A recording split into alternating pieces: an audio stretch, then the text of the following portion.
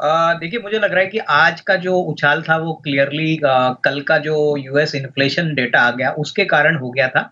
कल US markets में हमको भरपूर तेज़ी देखने को मिली क्योंकि बहुत समय के बाद इन्फ्लेशन डेटा थोड़ा-सा कम दिखाई दिया और ये अगर ट्रेंड आगे हो चलता है तो उम्मीद है कि अगले 3-4 महीने में वहाँ पे इंटरेस्ट रेट कट्स आने की उम्मीद मार्केट को है और यही सेंटिमेंटली न्यूज़ पॉज़िटिव होने के कारण आपको बहुत अच्छी तेज़ी वहाँ पे भी देखने को मिली। आज सुबह जब यहाँ पे मार्केट्स भी ट्रेड हो गए तो यहाँ पे भी अच्छी खासी अपसाइड मार्केट में आपको देखने को मिली। तो डेफिनिटली आई थिंक ये ट्रेंड आगे भी चलेगा। मेरे ख्याल से ये मार्केट में करेक्शन नहीं बट बाय ऑन डिक्लाइन का ही मार्केट है। देखिए पोजिशनल पिक के लिए हमको लार्सन एंड टुब्रो साल भर का नजरिया है तो डेफिनेटली इसमें एक निवेश का मौका बन सकता है। करंट प्राइस करीबन 3040 है लेकिन जिस प्रकार का परफॉर्मेंस कंपनी ने पहले तिमाही में दिखा है मेरे ख्याल से यहाँ से भी मुझे लग रहा है कि 3300 3400 का एक अच्छा साल भर का टारगेट पॉसिबल लग रहा है। सबसे बड़ी बात पिछले साल 1,83,000 करोड़ पे इन्होंने करीबन 12,500 करोड़ का प्रॉफिट किया था। इस साल हमको लगता है कि कम से कम 16,000 करोड़ का प्रॉफिट आने की उम्मीद है और करीबन 95-96 रुपीस की अर्निंग्स आएगी तो करीबन 3,400 का एक टारगेट प्राइस बनता है। तो यहाँ पे डेफिनेटली निवेशकों को इसको यूज करना चाहिए तो अच्छे 12 महीने की अवधि के लिए ये अच्छा पोजिशनल पिक साबित हो सकता है। देखिए मुझे लग रहा है कि अगर टेक महिंद्रा की बात करें जो अभी आपने पूछा है तो मेरे ख्याल से देखिए टेक महिंद्रा में उछाल तो पिछले 1-2 दिन में काफी अच्छा आ गया है। ओवरऑल हमको लग रहा है कि अगर किसी का नजरिया 6 से 12 महीने है तो यहाँ पे होल्ड करने की राय रहेगी क्योंकि जो भी नेगेटिव्स थी वो ऑलरेडी प्राइस में आ चुकी है। हमको लग रहा है कि अगर नजरिया 6 टू 12 मंथ्स का है तो definitely second half of the financial year FY 24 में एक अच्छा बाउंस बैक देखने को मिलेगा। अगर थोड़ा-सा मीडियम टर्म व्यू है तो इसमें हम समझते हैं कि अच्छी खासी कमाई होगी, थोड़ा-सा एवरेज भी ये कर सकते हैं। बट नज़रिया थोड़ा-सा लंबा रखिए क्योंकि आईटी सेक्टर में हमको लग रहा है कि 1-2 क्वार्टर शायद चैलेंजिंग हो, लेकिन अगले साल दैट इज़ एफवाई 25 के लिए ग्रोथ अच्छी रहेगी। तो यहाँ पे होल्ड करने की राय। देखिए एमटार में सेकंड क्वार्टर जो आया है मुझे लग रहा है काफ़ी खराब आ चुका था। लेकिन कंपनी की ऑर्डर बुक अच्छी है। होपफुली हमको लगता है कि डिफेंस सेक्टर में, न्यूक्लियर सेक्टर में एमटार बहुत वेल नोन प्लेयर है। एक क्वार्टर से कंपनी का लॉन्ग टर्म फ्यूचर में कोई खराबी आएगी नहीं, हालांकि शॉर्ट टर्म में स्टॉक ऑलरेडी करेक्ट हो चुका है। तो यहाँ पे भी नजरिया कम से कम 12 से 15 महीने का रखिए। मुझे लगता है कि यहाँ पे निवेशित रहना काफी इंपॉर्टेंट है क्योंकि ऑर्डर बुक अच्छी है। जो सेक्टर्स को वो केटर करते हैं वो भी काफी अच्छी तरह से चल रहे हैं। तो यहाँ पे भी होल्ड करने की राय। देखिए इन्होंने बहुत ही अच्छे लेवल पे एंट्री की है। मेरे ख्याल से कम 50% तो इनको मुनाफा बुक करना चाहिए क्योंकि 30 रुपए का स्टॉक ऑलमोस्ट 75 हो चुका है, 2 गुना ऑलरेडी बढ़ चुका है। और मेरे ख्याल से आने वाले समय में देखिए आईआरएफसी का मेन बिजनेस तो रेलवे मिनिस्ट्री को कैपिटल इक्विपमेंट फाइनेंस करने का है। तो इसका कोई हमको नहीं लग रहा है कोई स्लो डाउन आने की अपेक्षा है, लेकिन प्रॉफिट काफी अच्छा बना है। ऐसे बाजार में आपको थोड़ा-सा कैश फ्लो भी अपने शेयर से कन्वर्ट करना चाहिए।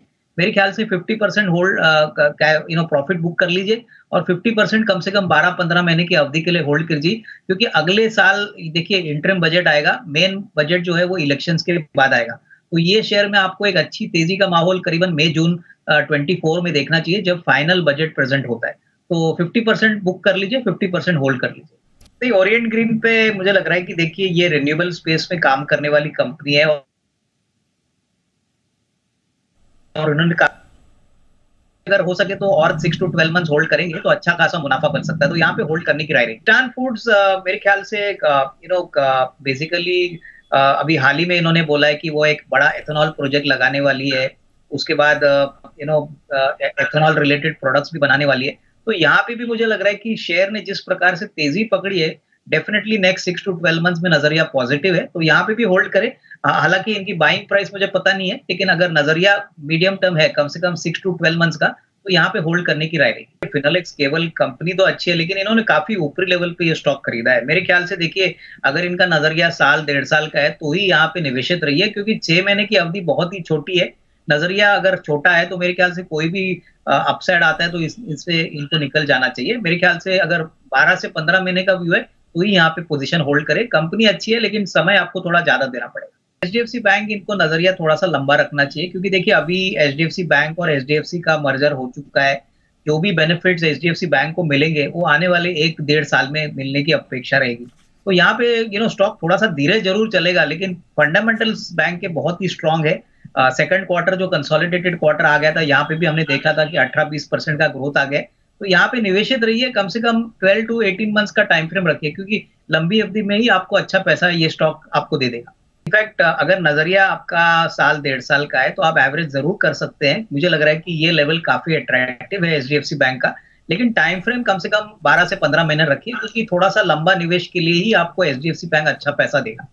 देखिए, स्टॉक तो काफ़ी चल चुका है, लेकिन नज़रिया अगर इनका कम से कम 12 से 15 महीना है, तो करीबन 1400-1450 का टारगेट प्राइस इनको डेफिनिटली पॉसिबली मिल सकता है।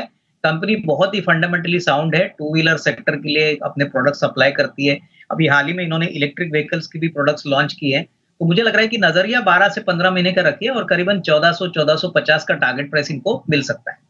दीपक जी, पीका जी पे पोजीशन इनको होल्ड करना चाहिए, क्योंकि देखिए इनका जो प्रोडक्ट बुके है प्लस जिस प्रकार का फाइनेंशियल परफॉर्मेंस है, बहुत ही शानदार परफॉर्मेंस पब्लिक इश्यू के बाद इन्होंने रिकॉर्ड किया है और आगे भी ग्रोथ पोटेंशियल काफ़ी अच्छा है। नज़रिया अगर इनका 12 से 15 महीना है, अगर साल, डेढ़ साल ये होल्ड कर सकते हैं, तो यहाँ से भी अच्छी खासी कमाई हो सकती है। तो बीका जी फूड्स में पोजीशंस होल्ड करें। देखिए, कैंपस फूड्स का फुटवियर में क्या हो गया है कि एंटायर जो स्पोर्ट्स सेगमेंट है, वहाँ पे काफ़ी अंडर कटिंग और कॉम्पिटिशन का सामना कंपनी को करना पड़ रहा है। काफ़ी खराब नंबर्स Q2 में आ गए हैं। तो यहाँ पे मुझे लग रहा है कि थोड़ा-सा 1-2 क्वार्टर्स के लिए कंपनी का परफॉर्मेंस थोड़ा-सा ढीला हो सकता है। तो यहाँ पे कोई बड़ी अपसाइड नियर टर्म में मिलना ज़रा मुश्किल लग रही है। लेकिन मैं इनको यही कहूँगा कि लॉस में पोज़ीशन मत बुक करिए। यहाँ पे भी नज़रिया कम से कम डेढ़ 2 साल का अगर आप रखते हो, तो ही अच्छा पैसा आपका बनेगा। देखिए, ज़ोमैटो एक ऐसी कंपनी है जो काफ़ी यूनिकली प्लेस्ड है। इनफैक्ट इनका कॉम्पिटिटर सिर्फ स्विगी है और जिस प्रकार से अभी फूड ऐप्स के यूज़ होते हैं, मेरे ख्याल से अगले डेढ़ 2 साल का अगर इन्वेस्टर का नज़रिया है, तो अच्छा खासा पैसा बनेगा। इन्होंने ऑलरेडी 2 क्वार्टर से प्रॉफिट रिकॉर्ड किया है। इनके बिज़नेस वॉल्यूम्स भी काफ़ी बढ़ रहे हैं। तो नज़रिया थोड़ा लंबा रखिए, डेढ़ 2 साल, तभी अच्छा पैसा आपको बनेगा। तो जी, लॉन्ग टर्म स्ट्रैटेजी तो मैंने आपको एल&टी में बताई थी, जो 12 महीने की थी। जो 8 से 10 दिन के लिए जो स्टॉक है, वो है आईसीआईसीआई बैंक। मुझे लग रहा है कि देखिए 40 स्टॉक आ गया है, काफ़ी अट्रैक्टिव लेवल है। यहाँ पे अगर कोई 8 से 10 दिन का नज़रिया लेता है, तो 990 का आपको टारगेट प्राइस मिल सकता है। यहाँ पे 916 का एक स्टॉप लॉस रखिए। यहाँ पे मुझे लग रहा है कि आपको 8 से 10 दिन की अच्छी पोजिशनल पिक रहेगी। लॉन्ग टर्म के लिए मैंने आपको एल&टी बोला था, जहाँ पे हमारा टारगेट प्राइस करीबन 3400 है अगले 12 महीने।